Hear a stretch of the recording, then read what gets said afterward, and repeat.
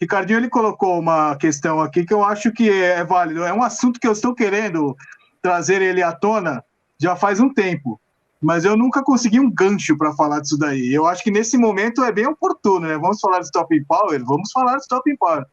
Ô, Ricardinho, eu acho que aqui nessa rodada aqui dessa resenha, todo mundo aqui é partidário de Stopping Power, né? Se eu não estiver enganado, que se eu estiver enganado, alguém se manifeste, por favor. Mas nessa resenha aqui, todo mundo é partidário do Stop Power. E aí, quem não for, que venha com seus argumentos, porque aí o bicho vai pegar fogo agora.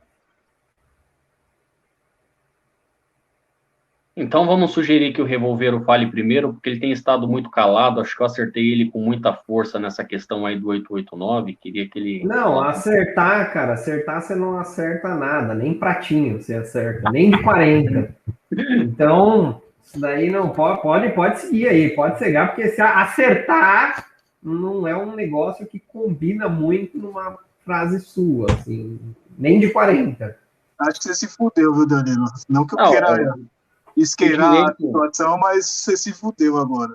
Mas pode seguir. O direito do campeão é tripudiar sobre os perdedores. Certíssimo. Pode seguir. Vamos falar do Stopping Power, então? Vamos. Sugerido pelo Ricardinho ou acatado pela mesa? Existe ou não existe? O que é? Então é a partir daí que começa todo o problema, né?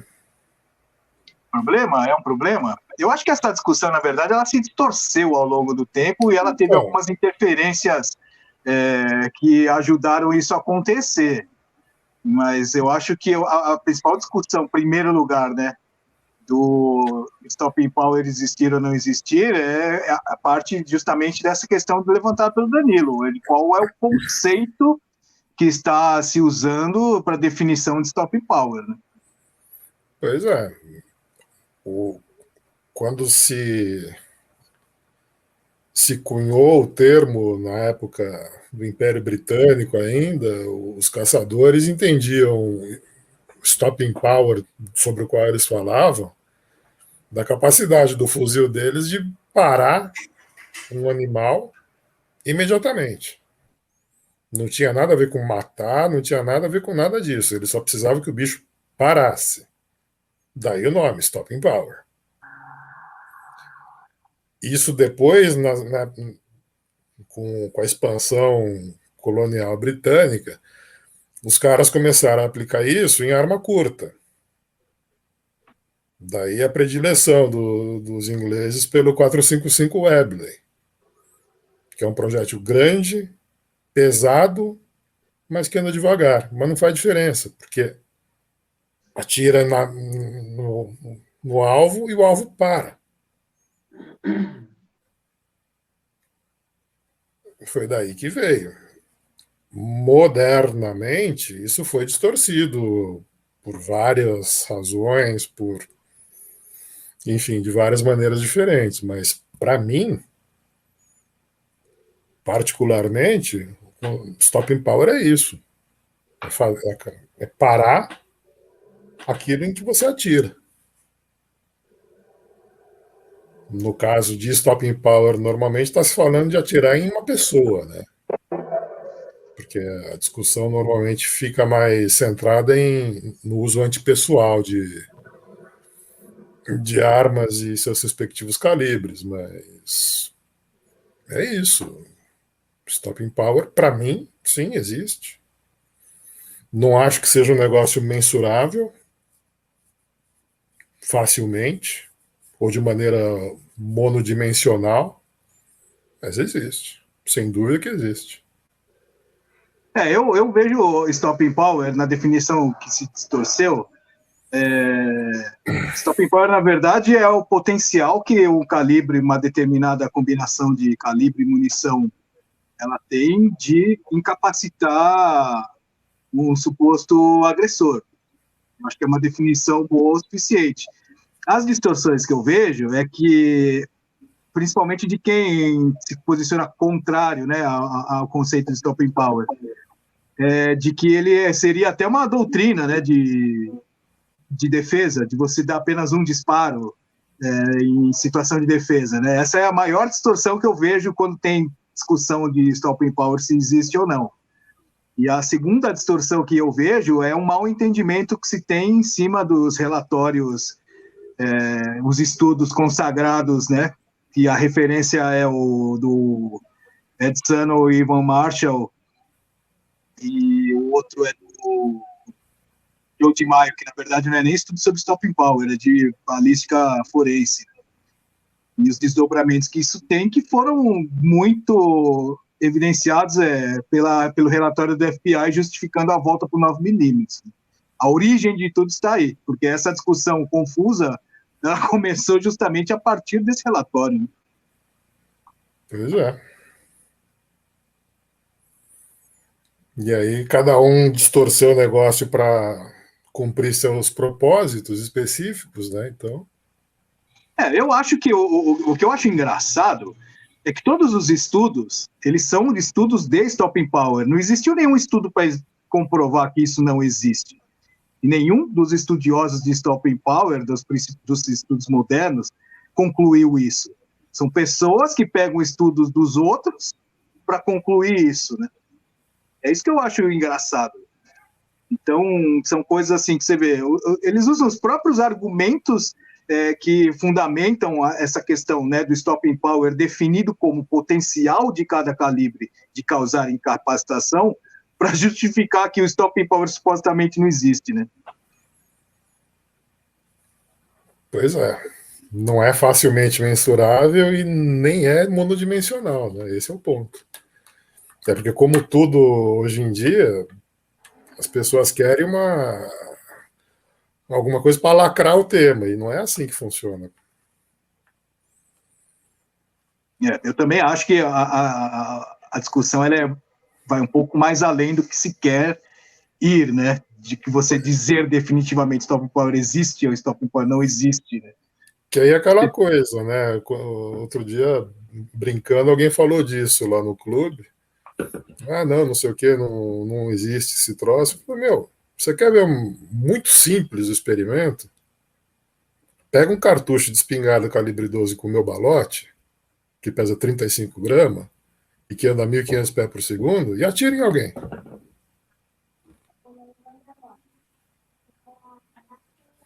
Para ou não para? É para parar, né? Deveria parar. É o mínimo que se espera, né? Não, pois é. Então é aquela história, mas aí você está indo muito longe, não é assim, então se atirar de canhão, eu falei, lógico, o canhão tem um mega stopping power. Aí começa, a discussão ela começa aí, né? A extensão para o absurdo é que é engraçado, né? Aí o cara ele dá aquele exemplo assim, o que é melhor, você acertar um 22 na chave geral do cara ou um tiro de casu no dedinho do pé? Então, mas por que as pessoas acreditam que com 22 você vai acertar na testa e com casu você vai errar, vai acertar na orelha? Por que as pessoas acreditam nisso? É esse ponto também, esse é outro ponto, né? Na verdade, vai do interesse que a pessoa tem de se posicionar de uma maneira ou de outra, né? Porque o que eu acho mais engraçado é de você ter um monte de detratores do stopping power, mas os caras não abrem mão de 45, os caras não abrem mão de 9, né? Tá aí a TX-22 aí para serviço de quem não acredita. Assim, eu acho engraçado isso, né? Se o cara realmente não acreditasse em stopping power, ele usava a TX-22. Não, ele usava qualquer merda em 22. Não tem por que gastar o dinheiro que gasta com cartucho de fogo central, sendo que existe 22, que é bom, é barato, de acordo com os detratores do stopping power, é tão efetivo quanto, por que não usar, então? Não existe. O Eric tá colocando uma questão aí, ó. No cinema sei que existe, o cara tá um tiro de 12 e voa 6 metros para trás. Eu vou falar uma coisa para você. Existe tudo, né? É recurso cinematográfico, né? O cinema também, ele é um grande influenciador na questão de armas, né? Não seria diferente nesse caso de Stopping Power também, mas ele vende essa história mesmo. Mas eu sei, as origens dessa discussão eu sei de todas, né? Não que eu seja um sabichão, mas... A gente viu essa discussão nascer, né? A gente acompanha essa discussão, da onde que ela vem, por quê. Porque o engraçado é que o pessoal... É engraçado o pessoal falar do estudo sem ter lido, né? Então, por exemplo, o estudo do Edson Ivan Marshall, que é o estudo de referência sobre o assunto, ele, na verdade, ele era um estudo de munição, né? Ele não era um estudo de calibre, efetivamente, era um estudo sobre munições. Tanto é que no primeiro livro, eles falam sobre a eficiência da munição. Você separar isso posteriormente por calibre é que acabou sendo um desdobramento, né? Então, você vê, tem muita gente que cita o estudo sem ter lido, né? Como é que eu sei que a pessoa não leu? Porque...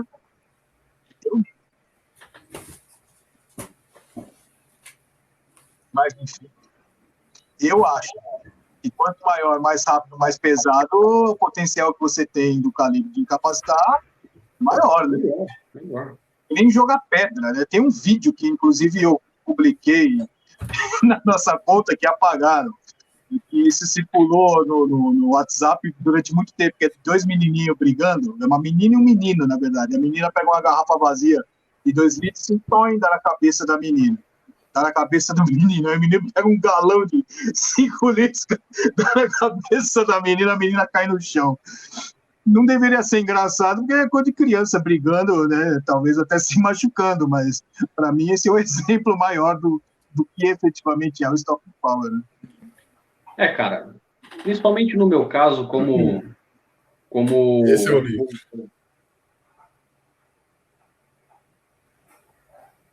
Esse é o livro. Esse é o livro. Leiam ele. Você que acha que Stop Power não existe, compra uma TX22 e compra o livro também. Vai ser bacana. Rafael colocou um ponto aqui, ó. Complicado. Já li, quanto maior o desenvolvimento intelectual atingida, maior o Stopping Power. Na verdade, eu li sobre a resistência a ferimento de bala, não é Stopping Power, né? Depois da recuperação da pessoa, depois que ela sofre o ferimento de bala. Na realidade, o que ele está mencionando é a susceptibilidade da pessoa ao tiro é diretamente proporcional ao nível intelectual.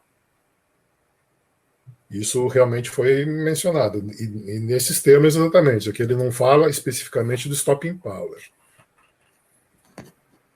Mas que a suscetibilidade de quem é alvejado é maior quando o nível intelectual é maior. Não, mas isso aí, em vias práticas, quer dizer o quê? Pessoas mais inteligentes precisam de calibre mais grosso para matar? Como que é? Não, é porque o fato é que as pessoas que têm, segundo o que foi escrito, né, as pessoas que têm nível intelectual mais elevado, elas racionalizam muito mais o fato de ter sido alvejadas. Ok. Então elas caem mais por um fator psicogênico do que realmente físico. O cara que é inteligente, ele sabe que até tiro de 22 é ruim, então ele tomou, ele já cai logo. Exatamente. Esse é um dos pontos, inclusive, que deixou uma ponta solta nesse negócio desse estudo de Stopping Power, e os próprios autores mencionam isso, que não tinha como saber realmente até que ponto a pessoa alvejada parava de fazer o que estava fazendo imediatamente com um único tiro, se era por efeito do tiro propriamente dito ou da percepção da pessoa de ter sido alvejada. Só que daí, para eles, no modelo estatístico que eles fizeram, como era uma análise de boletim de ocorrência principalmente, nos casos em que o cara tomou um tiro no torso e cessou imediatamente a ação, parou. Agora não se esmiuça os motivos dessa parada. E isso eles deixam muito claro. Só que É aquela história, quando tem gente que quer distorcer o negócio, quer criticar, eles criticam e deixam e vão indo, porque gente que leu realmente, e não só que leu, mas que leu e compreendeu o que leu, é uma parcela pequena. Ok. Que é um negócio até meio contraintuitivo, né? O Rafael aqui, só para a gente ilustrar essa situação do QI versus a incapacitação aqui, ó. O caboclo lá do sítio ficou com o dedo pendurado por causa do facão. Se fosse um cara da cidade, acho que tinha morrido. Mas Uma pinga para não sentir dor. É exatamente isso. É a mesma coisa. Você extrapola isso, ao invés de ter uma facada, ter um tiro, é exatamente isso, né? Exatamente. Mas aí, olha que engraçado, o nosso amigo Davi, ele colocou a ideia corrente, né? Que as pessoas, que os detratores de Stop Power, vamos colocar desse jeito, o que muda é penetração, localização e tamanho. Pois é, essa discussão, ela foi a discussão que ficou em voga justamente quando esse estudo ele estava sendo elaborado, que era, nos Estados Unidos eles chamavam, né? Que era uma disputa entre o Stop Power e o Shot Placement, né? Então, sempre houve essa discussão de que o importante era os locais onde você acertava o tiro e o pessoal que, teoricamente, advogava pelo poder do calibre. Na verdade, nunca foi isso. E aí é o que eu falo que ocorre a primeira distorção quando você vai se colocar contra o Stop Power. O Stop Power não é doutrina. Ele é só uma análise empírica do potencial que o calibre tem. Então, se você tem um calibre que tem um potencial maior e você prega fogo desse calibre, suas chances elas são melhores, né? Em tese, pelo menos. Então, essa questão que eu sempre repito, assim, o engraçado é que todos os estudos eles são de Stop Power. Não tem nenhum estudo contra o Stop Power. Nenhum estudo comprovou que não existe. O estudo ele faz do potencial de incapacitação de cada calibre. E a conclusão é engraçado que você pega um estudo de um terceiro que não concluiu isso, aí você conclui uma outra coisa em cima do estudo do cara, né?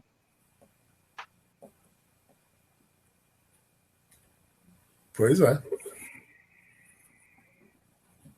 Não é? É. E aí, como inevitavelmente acontece nesses casos, né, eles tabularam um monte de casos de ocorrências que eles conseguiram documentação, e aí, óbvio, tem que ser tabulado isso tudo, né? Aí, como sempre tem gente que vê uma tabela de número e não resiste a criar um modelo matemático, teve um cara que pegou as tabelas do Marshall e do Sanoff e criou um modelo matemático em cima disso. E aí o cara não teve ideia melhor do que pegar esse modelo para ver se funcionaria ou corresponderia à realidade. Ele resolveu aplicar num calibre que estava surgindo na época que ele publicou esse estudo dele, um tal de 40 Smith-Wesson. E o pessoal na época, porque o 40 era novidade, tinha acabado de sair. O pessoal chamava de short and weak, etc, etc, etc. E todo mundo ficou meio surpreso quando o estudo desse cara dizia que, de acordo com o modelo matemático que ele tinha, o stopping power do 40 deveria ser na faixa de 96%. A surpresa maior do mundo foi 1 ou 2 anos depois, quando já tinha forças policiais grandes usando 40, os caras começaram a aparecer os dados de uso desse calibre contra pessoas. E qual não foi a surpresa do universo quando efetivamente deu quase os 96% mesmo? Intrigante. Coincidência? Então, mas é que é aquela tal história. O grande lance que eu sustento nessa história é que a briga por causa do stopping power ela gira em torno de uma definição que não é clara quando se começa essa discussão. O que é stopping power? O que não é, eu já disse que ele não é. Ele não é um negócio facilmente calculável e ele não é monodimensional. Ponto. Ninguém nunca disse que era.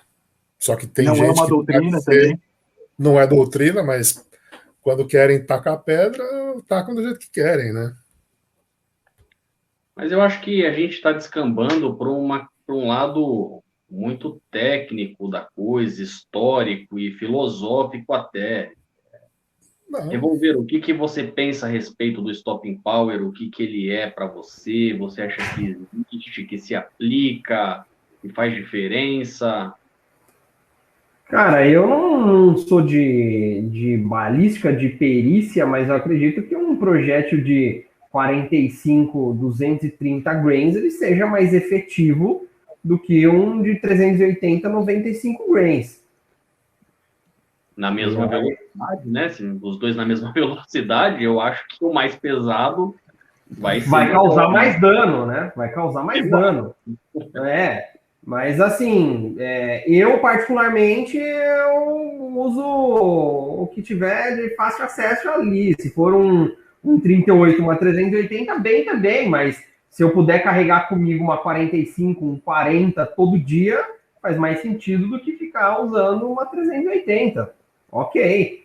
Né? Eu acredito que deve ser diferente, né? Tá caindo um tijolo na sua cabeça a 3 metros e um saco de cimento caindo na sua cabeça a 3 metros de altura. Deve fazer alguma diferença. Né? Acredito eu, né? Concordo. Você não gosta da discussão técnica, Danilo? Tem que ser a discussão empírica só? Eu acho até interessante os quesitos técnicos e tudo, mas eu acho que, como é uma coisa que não existe uma base científica muito concreta, acho que fica, sei lá, fica meio sem pé e sem cabeça. Eu, por exemplo, como o Revolveiro aí já pontuou anteriormente, como eu atiro mal pra caramba, eu não acerto nada. Se eu tiver alguma chance de acertar, eu prefiro acertar o cara com uma bala que vai mais rápido e que seja mais pesada. Você quer maximizar suas chances o quanto puder, né? O máximo possível. Porque a chance tua de acertar é pequena, então aquilo que acertar tem que pelo menos machucar, né? Tem que causar estrago. Exatamente, entendeu? Ó, nosso amigo Zé Olavo, que suscitou na resenha passada a discussão do 30-30, obrigado por estar de volta aí, Zé Olavo. Segundo a medicina legal, o diâmetro aliado à expansão e penetração é crucial para a defesa. Eu acho que existe sim stopping power e transferência de energia. Puta, transferência de energia, cara, é um negócio polêmico pra cacete, viu, meu? Stopping a mesma power. História do impacto, né? Transferência de energia também. E o pior é que eu vou te falar de onde que surgiu a teoria da transferência de energia. Foi para explicar por que o 357 Magnum ele era tão mais eficiente que os outros calibres. Aí aventaram essa possibilidade, mas Agora, transferência de energia é polêmico. A respeito do ponto de vista técnico, a transferência de energia não faz algum sentido considerando armas longas? Eu acho que não. Não. Eu acho que não, pelo seguinte, é aquela questão da segunda lei de Newton, né, da ação e reação. Porque se a energia que você está transferindo para o corpo-alvo, ela realmente fosse muito importante, ela causaria um primeiro dano no corpo que está lançando esse projétil, né? Eu acho que faz mais sentido a questão do dano causado. Eu acho que quanto maior o dano, maior o potencial de parada. Então, a questão é porque você vê isso, o conceito, como mencionado pelo Celso, o conceito do stopping power vem da caça, e na verdade naquela época ela não tinha esse nome, ele chamava knockdown power. Quando você vai caçar, é daí que vem a doutrina de você conseguir fazer a incapacitação com um tiro, né? Porque utilizando uma colocação bem paradoxal, né? Fica uma morte mais humana, né? Você não judia do bicho, você acaba com a vida dele com um disparo apenas. Mesmo porque, para quem já caçou, sabe que se você precisar dar o segundo tiro, é chato pra caramba. Você tá falando em português bem claro, você tá fudido, né? Porque você não vai deixar o bicho agonizando com um tiro, você vai lá, tem que ir atrás dele. E muitas vezes você não matou, você machucou ele mal machucado ainda. Dependendo do tamanho do bicho e da forma como você pega ele, ele vai andar muito. E vai sofrer, vai agonizar, porque ele vai morrer, né? Tá na natureza, não tem band-aid, não tem mertiolate, essas coisas. E aí essa visão, né, essa maneira de enxergar a eficiência do calibre, ela começou a ser transferida para calibres antipessoais, né? Muito por conta da guerra, muito por conta da difusão de armas como meio de defesa. E é uma coisa que ela vem sendo estudada desde a virada do século, né? O primeiro estudo oficial de stopping power foi em 1899. De lá para cá, muitos estudos eles vêm sendo feitos em função disso. Nenhum deles provou que o negócio não existe. Mas aí a questão da transferência de energia é muito difícil de você avaliar pelo seguinte, é melhor você ter um calibre que ele transfira toda a energia, né, que ela possui no impacto, ou você tem um calibre que não transfere energia, mas ele faz um buraco de entrada e de saída da hora, que ele causa um ferimento, né, e consequentemente o choque hipovolêmico. Entendeu? Por isso que eu acho que transferência de energia é complicado, né? Ele por si só não diz muita coisa. Ele pode dizer muita coisa em conjunto com outros fatores, mas a transferência de energia por si só, ela é um ponto muito isolado da conta toda, né? Então, considerando também, como foi citado aí, o diâmetro, né? Eu acho que seja um aspecto bastante relevante o diâmetro da bala, porque todo mundo já ouviu dizer de, sei lá, N casos médicos aí em que o indivíduo se salvou porque a bala, ou a faca, ou seja lá o que for, passou a 1 milímetro do coração, a 2 milímetros da veia, não sei o quê. Aí você pensa, se aquela bala fosse 1 milímetro mais larga, por exemplo, a diferença de um 9 para um 45, se fosse 1 milímetro mais larga, já tinha cortado aquela veia. Se for 2 milímetros mais larga, que nem a diferença de um 45 para um 9, já teria um acesso maior a regiões sensíveis, né? Aí você compara, por exemplo, uma 9 milímetros FMJ, né? Jaquetada, ogival, uma 45 Expo. Uma 45 Expo, se ela hardball já tem ali uns 12 milímetros, ela expandida, então, numa boa munição, sei lá, vai dar uns 14, 15 milímetros, né, de área de dano. Faz diferença? Porque muita gente acha que existe essa corrente hoje em dia também, né, de que munição ogival é a melhor coisa, porque penetra mais e tal, mas eu não deixo de considerar que a expansão seja importante. Isso falando de calibre bom, né? Se for para 380, porra, ogival mesmo tá ótimo, não inventa moda. Mas para um calibre já de energia maior um pouco, eu acho que faz diferença a questão da munição ser expansiva ou não. O que vocês pensam a respeito? Que o grande problema de munição expansiva em arma curta é a dependência que o projétil tem de que se atinja uma dada velocidade mínima na hora que ele sai do cano. Isso já foi mais problemático no passado. Hoje em dia, os fabricantes mesmo já têm se dedicado a criar algumas munições dessas que são destinadas a armas de canos mais curtinhos, né? Mas o problema é sempre o mesmo. Se você tiver algum fator, seja velocidade ou obstáculos até que o projétil chegue na pele da pessoa, tipo roupa grossa, etc., você pode ter um caso em que o hollow point para de funcionar. Aí ele vira um ogival. É que essa questão, na verdade, ela seria melhor entendida se você fizesse uma linha do tempo, né? Coisa que o Danilo está achando que não é legal fazer, mas é inevitável. Porque a história do projeto Hollow Point, se você analisar o estudo de stopping power ao longo do tempo, desde o primeiro estudo, que é o famoso estudo de Thompson-Lagarde, os dois eram oficiais do exército americano. Thompson acho que era coronel e Lagarde era o major médico, né? Coisa e eles assim. fizeram... Oi? Coisa desse tipo. Coisa desse tipo, né? que é aqui o que o Zé Olavo está citando, né? Foi testado em animais, bois e vacas, não tiraram a conclusão 45 a CPR melhor calibre, mais alto stopping power. O estudo Thompson-Lagarde foi esse, né? Em 1899. E de lá para cá vieram vários estudos, né? Um deles era o que levantou a teoria do choque hidrostático, que é o que deu força para a configuração de hollow point nas munições ditas de defesa. Mas acontece do seguinte, né?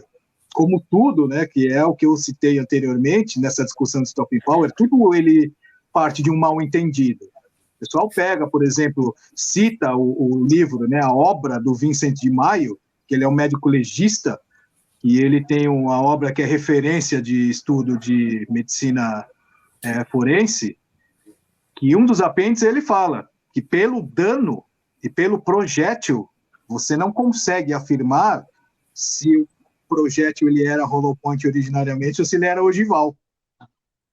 E aí a gente conclui não, né? Isso é empírico, né? Você pega um projétil ogival, ele também vira um cogumelo. É que a ideia de você fazer o projétil hollow point é que esse cogumelo ele teria uma expansão otimizada e controlada, né?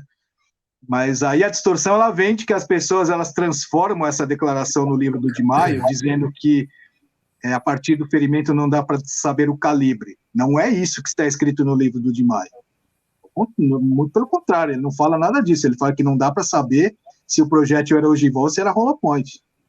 E aí uma inverdade criada torna-se a referência para você argumentar em cima de uma coisa que Então, nunca ninguém falou. Né?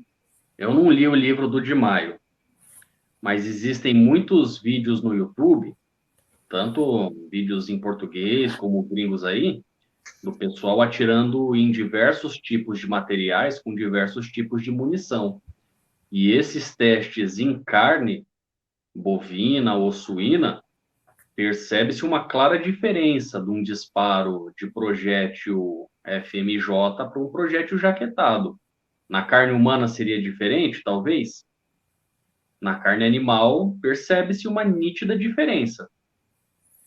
Isso é um troço que dá para ver com até uma fidelidade interessante nos vídeos do Paul Harrell, né?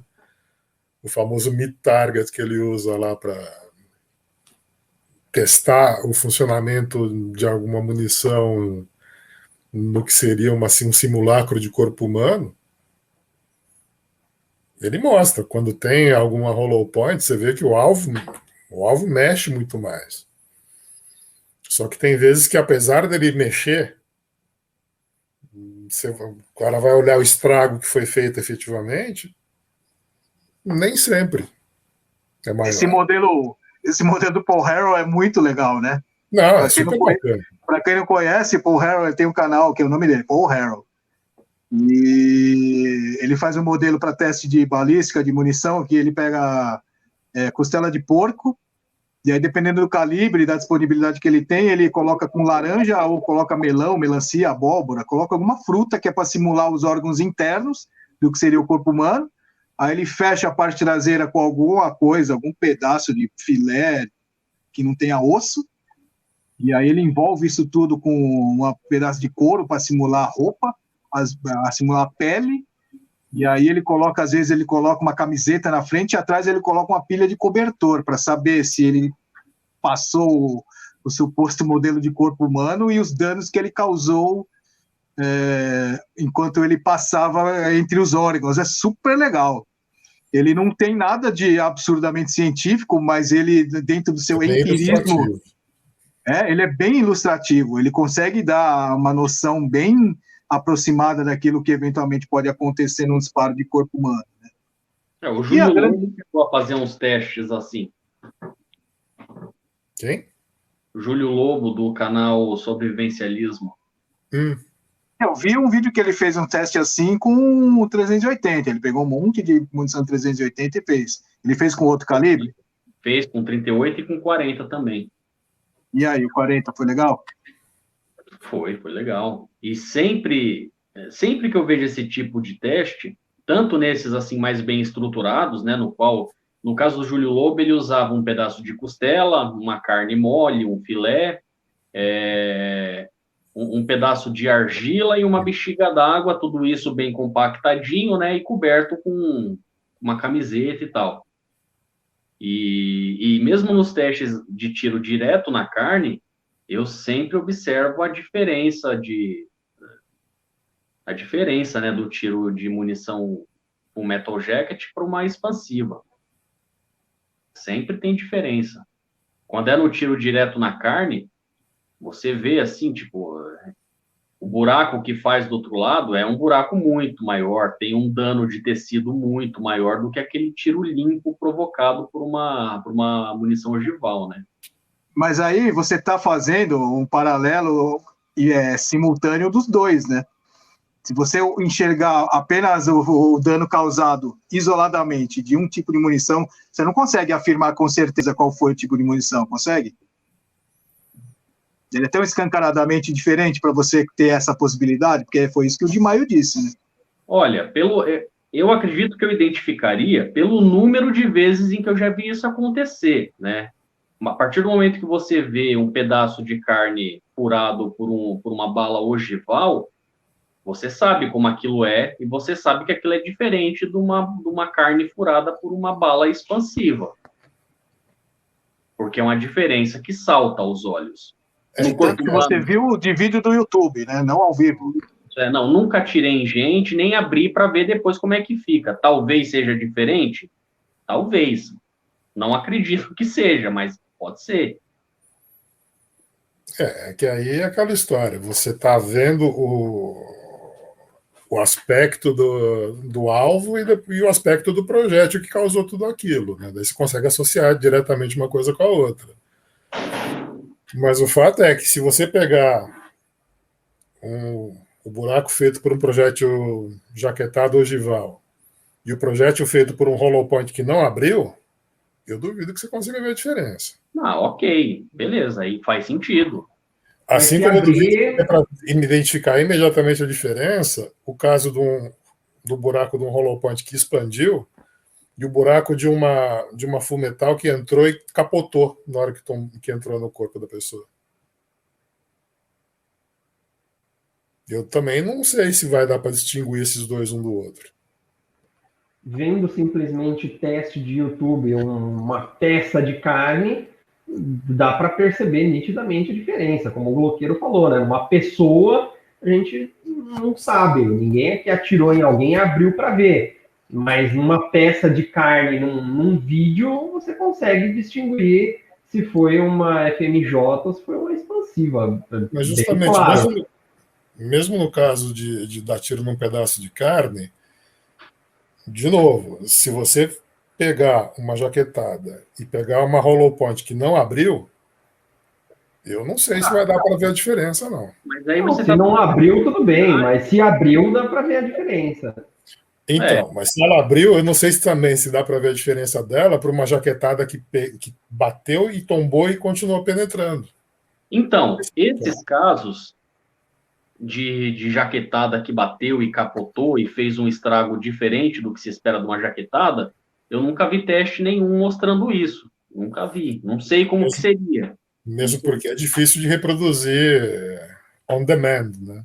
A expansiva não abrir é a exceção também, não é a regra, né? A maioria abre, né? Maioria abre. Isso é o que as empresas que fabricam munição querem que a gente pense. Não, isso eu digo com base nos vídeos que se tem aí disponíveis, né? Com base nisso aqui, ó, nos milhares de casos que os caras tiveram que documentar por causa disso aqui, não é bem assim, não. Tanto é que está cheio de hollow point ali na lista deles, de alto desempenho, supostamente, que na prática, do que se observou na rua, era a mesma coisa que ter dado tiro de fumetal. Então, na pior das hipóteses, a munição expansiva vai se comportar como uma ogival. Sim. Ou seja, ninguém perde nada usando expansiva, desde que tenha a penetração mínima desejada. Então, esse é o segundo ponto, né? A expansiva, ela, dependendo da configuração, ela tem a possibilidade de se fragmentar, né? E aí, na hora que ela se fragmenta, ela causa um dano menor, ela começa a ter perda de massa. E essa discussão ela é vai muito mais longe do que a gente quer acreditar que vai. Rafael, ó, que é caçador de porco, até aproveitando que o Heitor mencionou que ninguém matou e abriu para ver, mas quando você caça, você consegue ver o efeito do projétil. Ele está dando exatamente o exemplo prático. Atirou num Java com a ponta de calibre 757 do Marcondes, que ponta que é aquela de 140 grains, perdeu uma paleta, o bicho passou correndo em 3 pernas. Aí ele fez a visada no vazio do bicho, estufou a barriga e murchou no lugar. Então você vê, a coisa, empiricamente falando, ela é muito diferente do que o modelo teórico pode propor, né? Sim. O negócio que ele vai muito... Os estudos sérios, eles estão inconclusivos. Agora, sem querer desmerecer o trabalho de ninguém, não é isso, tá? Esses livros, esses estudos Top in Power que se tornaram famosos, eles são estudos criteriosos que deram trabalho de 10, 15 anos para serem concluídos. Né? Agora, você pegar num teste de YouTube, que você vai lá numa tarde no clube fazer a experimentação e você usar isso para confrontar um relatório desse, eu acho não é justo. Né? Não é justo, né? Eu acho assim, que, em últimos casos, a segurança é, antes de mais nada, um fator psicológico.